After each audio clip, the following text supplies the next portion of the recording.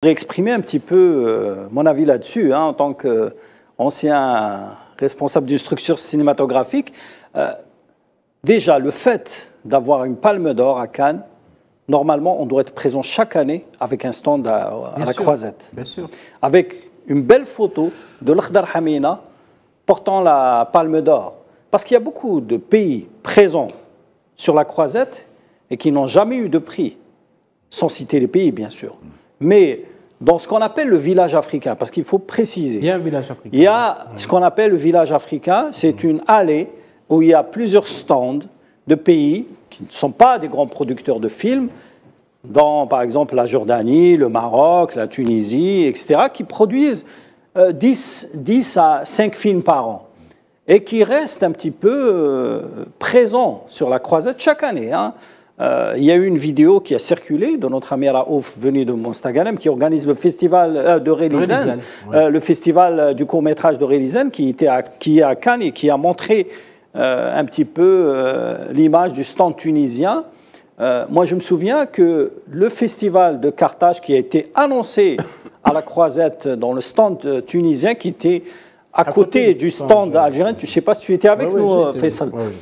Eh ben, c'est l'Algérie qui a offert sa terrasse et un petit peu son espace pour partager cette manifestation d'annonce du festival de Carthage à la Croisette. Aujourd'hui, c'est dommage. Je me souviens, en 2018, on n'avait pas organisé la location. Parce qu'il faut préciser que avoir un stand à Cannes, c'est avant tout une opération commerciale.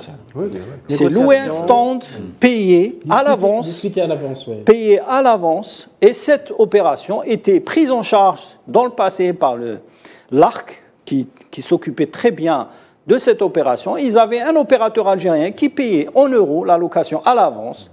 Et puis il y a eu le CADC qui a pris pendant une année cette opération et qui a échoué par la suite d'organiser cette opération. Et je me souviens en 2019, quand j'étais directeur de la Cinémathèque, la ministre de l'époque, Mme Erdassi, devait nous envoyer au Festival de Cannes. On était 3 directeurs, le directeur du CADC, du CAC, la Cinémathèque, et du CNCA. On devait aller représenter l'Algérie parce qu'il y avait un film algérien sélectionné à Cannes. Et bien, finalement, on n'a pas été tout simplement... Elle a estimé, et c'est son droit, le fait qu'on n'a pas de stand, ça ne fait pas sérieux que 3 directeurs d'institutions du cinéma algérien se baladent sur la Croisette sans qu'ils aient un espace où discuter, débattre et surtout coordonner une coproduction algéro-étrangère.